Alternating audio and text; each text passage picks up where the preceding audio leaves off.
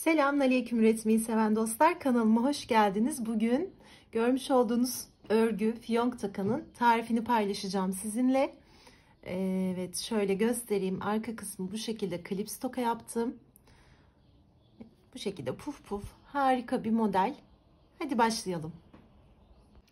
Malzemelerim 3,5 numara şiş.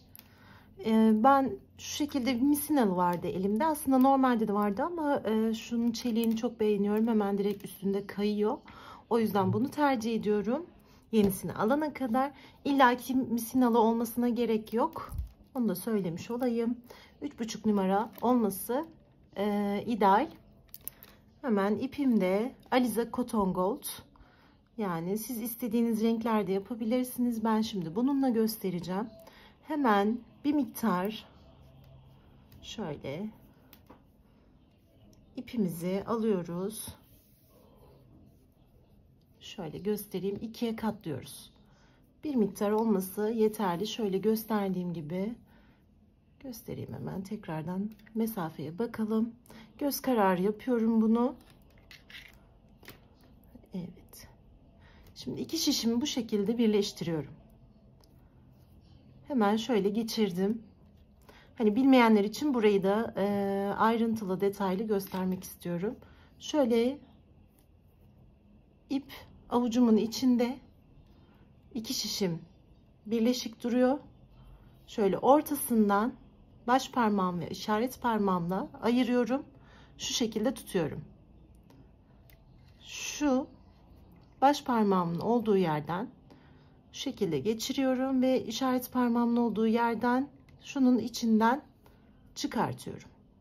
Şimdi buraya 2 saydım. Bir ilk geçirdiğimizde, bu da ikinciyi yaptık. Hemen tekrar yine aynı işlemi yapıyoruz. Bir şuradan alıyoruz. Şuradaki ipi de şu şekilde içinden geçiriyoruz ve sıkıyoruz. Yani burada sıkıyorum çünkü 2 şişle başladığım için böyle iyice sıkıyorum. Şu şekilde tekrardan gösteriyorum. Sayacağız. Bunların adeti 16 tane olacak.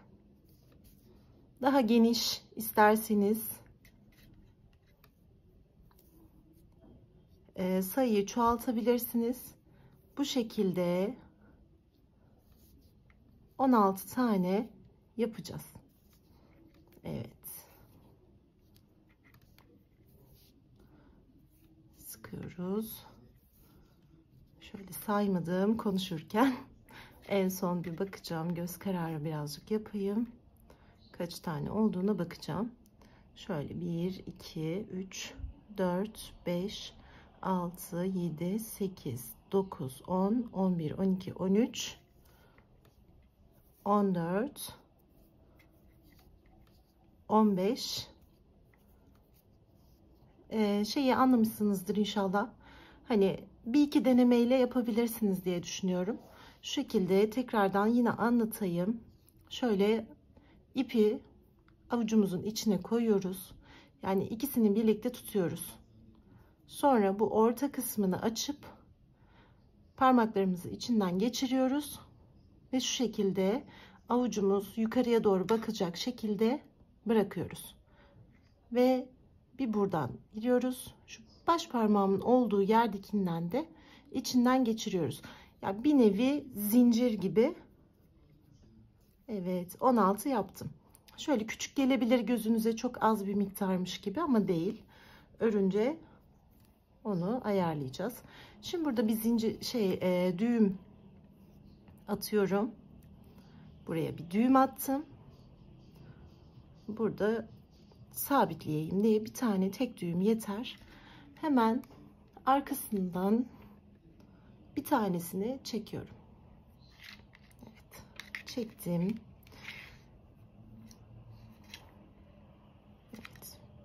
Şu kısa olan kısmı bıraktım. Orası kesilecek veyahut da ipi dolarken orayı da kullanırız, dolarız. Hemen şöyle ipi elime doladım. Şöyle içinden alıyorum şişimi, buradan doluyorum ve tekrar şunun içinden çıkartıyorum. Doladığımı dışarı atıyorum. Tekrar şöyle içinden alıyorum. Geçiriyorum şişimi, diğer şişimi. Başını şuraya doluyorum. Şöyle tekrar şöyle göstereyim. Başını doladıktan sonra içinden çıkarıyorum. Bu düz örgü oluyor. Bunu bu şekilde bir sıra şöyle düz örgü yapalım.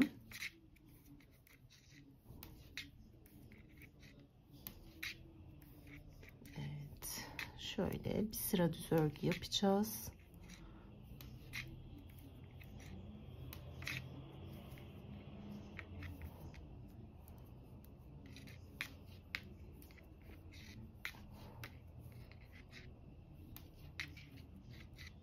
Sonundakini de ördüm. Evet, şöyle göstereyim. Şimdi arka tarafa dönüyoruz. İpimi bu tarafa doğru alıyorum. Evet, bana doğru aldım ipi. Sonra şöyle tutuyorum. Şu arkadan. Şöyle bir tekrar bakayım nasıl gözüküyor. Anlaşılıyor mu? İpim böyle bu tarafta. Bende yani. Şöyle bunun altından alıyorum. Çıkarttım. Bunu örmeden çıkarttım. İpim yine bana doğru tarafta. Şu alttan, yani şöyle aşağıdan giriyorum. Sonra arkaya doğru çıkartıyorum. Ördüğümü bırakıyorum. Şöyle aşağıdan giriyorum. Arkaya doğru çıkartıp ördüğümü bırakıyorum. Bu şekilde ters olarak da bu kısmı örüyoruz. Ön taraf düz örgü olacak. Örgüyü bilenler için söyleyeyim. Yani düz örgü yapıyoruz. Şöyle tekrar. Evet, alttan alıyorum. Tekrar şöyle yakınlaştırıp göstereyim. Şuradan çıkartıp ördüğümü çıkartıyorum şişten. Bunları birkaç deneme ile yapabilirsiniz diye düşünüyorum. Örgü bilmeyen arkadaşlar için. Örgü de keyiflidir yani. Örgüye başladığınız zaman birçok şey örmek isteyebilirsiniz. Önce atkılarla, berelerle başlar bu iş. Sonra yeleklere geçer, kazaklara geçer. Allah, bebek tulumları falan. Bayağı zevkli bir iş yani bu da.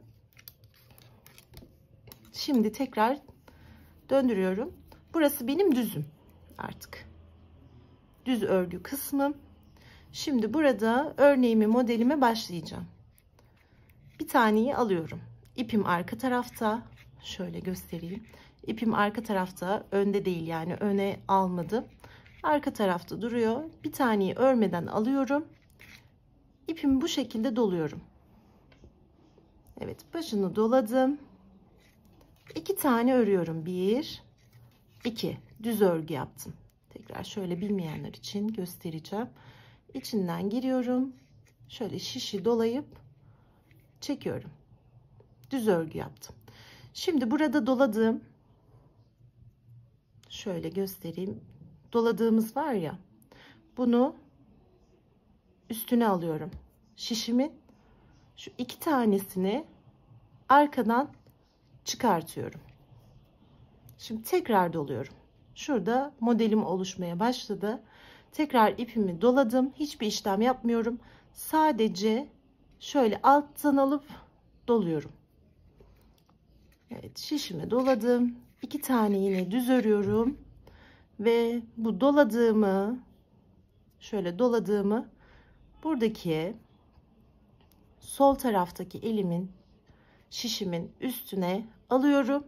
Ve bu altta 2 ördüğümü içinden geçirip bırakıyorum. Evet, birazcık göstereyim. Denemeyle siz de anlarsınız.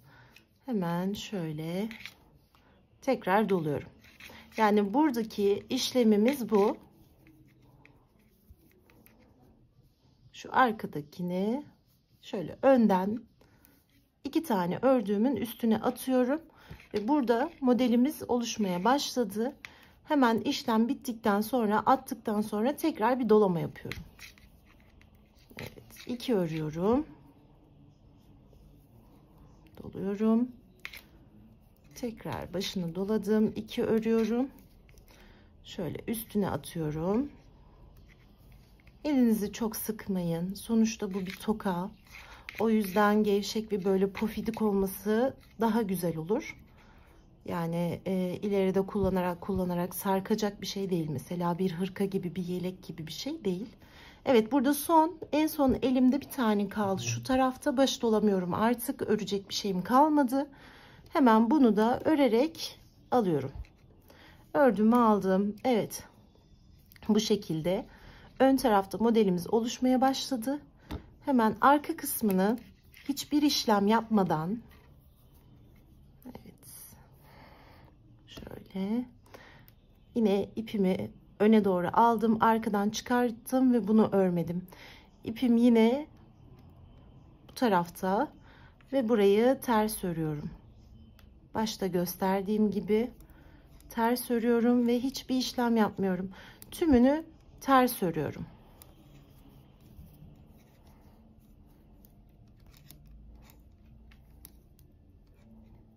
Bir sıra daha göstereceğim. Sonra diğer işlemlerimize geçeriz. Bitmiş haline ben arka tarafta öreceğim. Birazcık daha bu tığ gibi değil, uzun sürüyor. Örgü şiş örgüsü olduğu için yavaş ilerliyor model. Evet, yavaş ilerliyor ama sonuç çok güzel oluyor. Bir sıra ördüm. Şimdi tekrar aynı işlemi, model koyduğumuz yerdeki aynı işlemi yapacağız. Evet. Bunu ipim arkada düzden ördüğüm zaman, evet, bunu şimdi buradan çıkartıyoruz. Başını doluyoruz. 1 ve 2. 2 tane örüp şu yine ipimizi öne doğru atıyoruz. Başı doluyoruz. 1 2. 2 tane örüyoruz. İpimizi öne atıyoruz. Doladım. Ördüm. İpimizi öne doğru atıp ördüklerimizi içinden geçiriyoruz. Tekrar yine aynı işlemi yapıyoruz. Evet. Yine aynı işlem. Yani isterseniz siz daha nasıl kolayınıza geliyorsa, benim kolayıma şuradan tutup şöyle çekip içine geçirmek geliyor. Ama siz isterseniz şunu yapabiliyorsanız, içinden direkt geçirip tutmadan şunu da yapabilirsiniz. Bana yavaş geldi o biraz. Yani şuradan tutup direkt içine koymak daha hızlı sanki yapıyormuşum, bitiriyormuşum gibi geldi. Ve en son yine bir tanesini ördüm. Evet, modelimiz iyice çıkmaya başladı. Şöyle göstereyim. Çok tatlı duruyor. Örgü bilenler bundan bebek yelekleri falan da yapabilirler. Tatlış bir model yani. Yine arkayı düz örüyorum. Bu şekilde gidiyor. Arkasını düz örüyoruz. Önde modelimizi koyuyoruz. Arkasını düz örüp önde modelimizi koyuyoruz. İsterseniz bunu ben yine öyle bir model de çıkarttım. Şu anda yanımda yok. Yani birkaç sıradan sonra da önde model koyabilirsiniz. O zaman da farklı bir görünüşü oluyor. Yine aynı işlemi yapıyorsunuz ama farklı bir görünüş oluyor. Evet.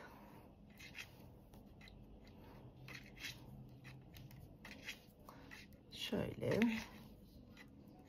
arkadan ördüm. Birazcık şeyden kaynaklı, önümde tripodun olmasından kaynaklı yavaş örüyor olabilirim. Elim gitmiyor. Şimdi tekrar burada modeli koyacağız. Bunu bu şekilde ilerleteceğiz. Evet, bu şekilde ördüm. Şöyle göstereyim. Şunlardan saydığımızda, şu öne attığımız şu iplerden saydığımızda toplamda 26 tane şu şekilde 1 2 3 4 5 6 7 8 9 10 11 12 13 14 15 16 17 18 19 20 21 22 23 24 25 26 tane sıramız oldu. Aslında daha fazla ama şunlardan sayalım dedik. Çünkü aralarda sıralarımız da var. Hemen Şimdi el farklılığı olur diye de şöyle ölçeceğim de. Çünkü sıkı örebilirsiniz, geniş örebilirsiniz. Hani biraz daha geniş oldu mu, bir tık daha büyük oldu mu bir problem yok ama bunun altında da olduğu zaman yani orada bir sıkıntı olur. Çok küçük olur modeliniz. O yüzden ölçeceğim. Santim olarak da veriyorum. Şöyle göstereyim. Yani 18 19 arasında, yani 19, hatta 19 diyelim, 19 santim örmüşüm. Hemen şimdi kesmeyi göstereceğim. Artık bitireceğiz. Keseceğiz. İpimizi biraz uzun bırakıp arka taraftan dikeceğiz. Şimdi şöyle göstereyim. Şimdi bunu arka tarafa aldım. Burada çünkü örüyoruz. Normal düz öreceğim. 2 tanesini birlikte aldım. Arkadan ipimi doladım ve buradan çıkartıyorum. İkisini bırakıyorum. Bunu yine karşı taraftaki şişime aldım. Yine aynı şekilde ikisini birlikte alıyorum. Alttan doluyorum ve çıkartıyorum. Yine burada kalan tek ilmeğimi karşı taraftaki şişe aldım. Yine ikisini birlikte 2 tane, yani 2 ilmek alıyorum. İpimi dolayıp şöyle normal çıkartıyorum. Evet. Aynı işlemi yapıyoruz. Bu şekilde.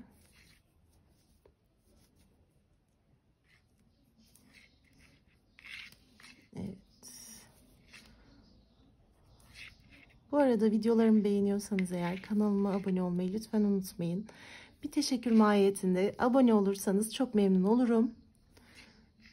Evet, bu şekilde ikisini böyle ikili ikili keserek örgümüzü artık bitiriyoruz.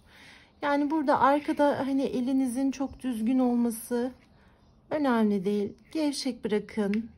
Hani çok sıkmayın. Dediğim gibi örerken de hani aşırı sıkarak yapmayalım. Çünkü böyle puf puf dursun. Hem de sizi zorlamasın. Çok sıktığınız zaman elinizi daha da çok örmek zorunda kalacaksınız. Çok gevşek de bırakmayalım. Orta karar. Ama sıkmaktansa gevşek bırakmak daha iyi diyorum. Son ikisi kaldı. Şimdi burada son ikisini de yine alıyorum. Evet, bu şekilde bıraktım. Şimdi bu sonu zincir çeker gibi, normal zincir çeker gibi şöyle bunun içinden geçiriyorum. Sıkıyorum ve bir miktar şöyle uzun bir ip bırakacağım. Şöyle göstereyim. Bir miktar uzun bir ip bırakıp kesiyorum. Evet, kestikten sonra artık şişimizi buradan çıkartalım. Çıkarttık. Şişimizde işimiz bitti. Hemen ipimizin ucuna iğnemizi geçirelim. Bu etamin iğnesi olursa daha iyi olur. Örgülerde dikiş için daha iyi olur. İplerin arasına, eğer ki etamin iğnesi değilse, ucu sivri ise iplerin arasına giriyor ve oradan ipi çıkartmanız zor oluyor. Evet, bu şekilde iki ucu birbirine getirelim. Şuradaki ipi bırakıyorum, dışarıda bırakıyorum. Bağlamada bize yardımcı olacaktır. O yüzden şöyle iki ucu birbirine getirip burada normal dikiş yapıyorum. Yani çok aşırı özenilmeye gerek yok. Hani küçük küçük dikmenize çok gerek yok.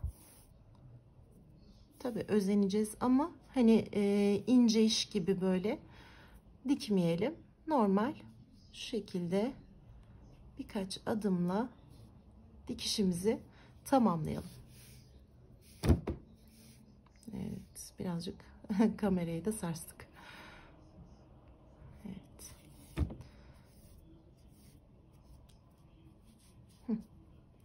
Evet, tamamlandı. Şimdi şöyle tam arka kısmı alıyoruz. Şu dikişimizi tam olarak arka kısmımıza alıyoruz.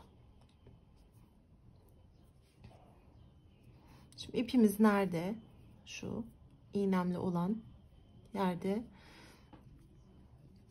İpim bu tarafta. Tam böyle şu ipim arka kısmında, şuradan bize kolaylık olsun diye şu şekilde dikiş gibi yapıyorum. Şuradan başlıyorum ve burada yine altta bırakıyorum. Yani şu kısmı altta bırakıyorum. Şu kısımda altta, burada ortada şey bırakıyorum. Onu da isteğinize göre yapabilirsiniz. İsterseniz daha farklı da yapabilirsiniz. Yani illa bir şey yok. Şöyle, evet, sıktığımda, evet, şimdi ipimizi doluyoruz. O görüntüyü alıyor. Bu şekilde ipimizi doluyoruz. Eğer ki lastik toka yapacaksanız bu ipi dolamadan şuraya lastik tokamızı yerleştiriyoruz. Arka tarafa lastik tokanın içerisinden geçerek doluyoruz. Önce yapıştırıyorum. Sonra iple doluyorum. Bu şekilde yapıyorum. Daha sağlam olduğunu düşünüyorum. Evet. Son, artık sonlara geldik. Bu şekilde doladım. Şu iğnemi buradan çıkartıyorum. Şöyle önde bir düzlüyorum. Evet. Şöyle piyongumu düzeltiyorum elimle. Hemen arkasına şurada kalan ilk ipimle birlikte düğüm yapıyorum. Normal bildiğimiz düğüm. 2 tane şöyle düğüm yaptım. Evet. İpimi kesiyorum. Şimdi klips yapacağımız için orayı silikonlayacağız ve o yüzden hani çok da gözükmeyecek orası. Evet. Bu şekilde oldu. İsterseniz daha çok da dolayabilirsiniz ortasını. Şimdi boyut olarak ölçeceğim. Şu benim 4,5 santim, bu da 5,5 santim klips tokam. Hangisi daha ideal gelecekse onu koyacağım. Ya da yaşa göre de ayarlayabilirsiniz. Mesela benim kendi kızıma birazcık daha büyük yapmak zorunda kalıyorum. Çünkü saçları gür ve kendisi de artık biraz da büyüdü yani. Evet, bu şekilde. Benim tercihim şu anda 5,5 santim oldu. Hemen kurdelem var. Evet, kurdelemi silikonlayacağım. Silikonumu getiriyorum.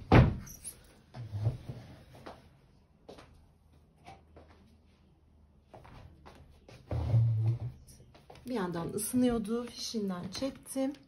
Silikonumu getirdim. Kurdelenin rengi de size kalmış. İsterseniz beyaz da kullanabilirsiniz. Benim elimde hafif şu anda bu şekilde yeşil tonunda bir kurdele vardı. Ben bunu tercih ettim. Önce iç kısmına silikonu sürdük ve kurdelemizi oraya yapıştırıyoruz. Kurdelenin uçlarını da yakmayı unutmayalım.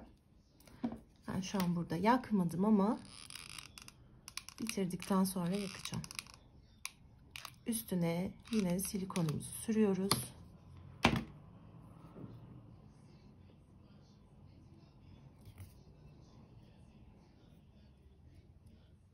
Evet.